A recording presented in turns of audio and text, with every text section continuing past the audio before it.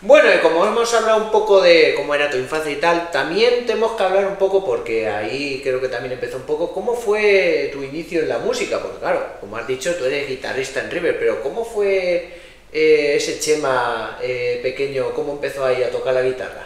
Pues no recuerdo qué año exactamente, pero bueno, sí, al Vale. principio del instituto, con 13, 14, 15 años, me regalaron mi tío y mi padre una guitarra acústica, sencillita, barata, de estas para empezar. Y pues ahí ya empezó todo. Antes, pues típico en el colegio, ¿no? Que va en clase en primaria, tal, pues que si el xilófono, que la flauta, pero bueno, algo que había sido meramente no más que escolar y demás.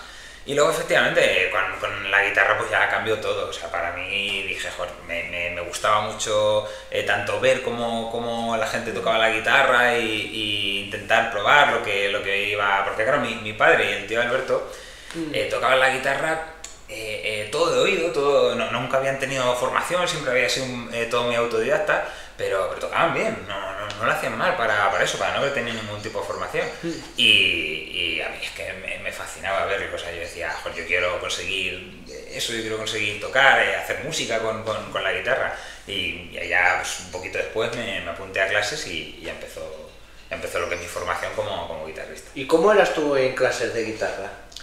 Pues bueno, me costaba, o sea, a diferencia del resto de mi clase, que a lo mejor lo tenían prácticamente en esa clase, conforme algo se lo explicaban y ya les salía, yo le tenía que echar bastante más rato, o sea, siempre al principio me costó bastante, pero siempre soy muy cabezón, muy cabezón, entonces al final a base de insistir y esforzarme, pues lo iba sacando.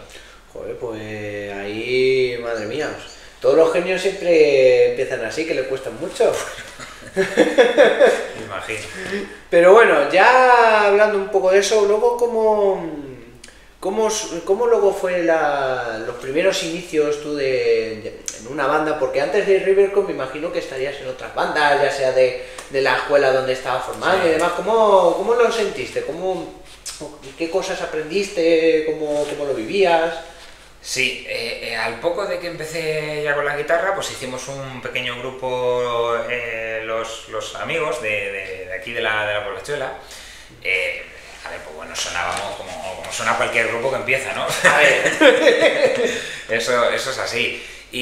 Pero sin embargo es algo que yo recomiendo siempre a todos mis alumnos en clase y demás, y a todo el mundo que está empezando con lo de la música, porque el tocar en grupo es que cambia mucho tu percepción de la música, de cómo es el instrumento, y es muy importante hacerlo.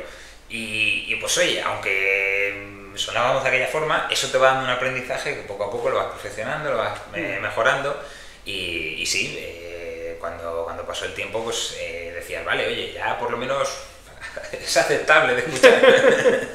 Es horrible.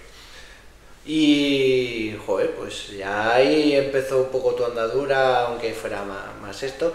Y te quería preguntar porque David, cuando yo le hice el podcast, me dijo que antes de River Crow había un proto River Crow. Entonces, yo te quería preguntar, bueno, aparte que me hablas de cómo nació la idea de River Crow y ese, bueno, antes de River Crow como tal, ese proto River Crow, ¿cómo...? O sea, porque antes, pues todo eso era más por hobby, más jiji jaja, pero ¿en qué momento tú dijiste me gustaría formar una banda y sobre todo que hubiera algo de seriedad o que hubiera un motivo, un destino?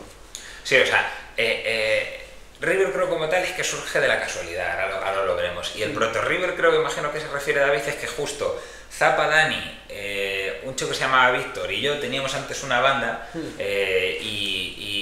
pues ahí ya alguna cosita de River ya se empezaba a gestar, pero luego yo me fui a estudiar a Segovia, entonces claro... ¿Por qué te fuiste allí a estudiar?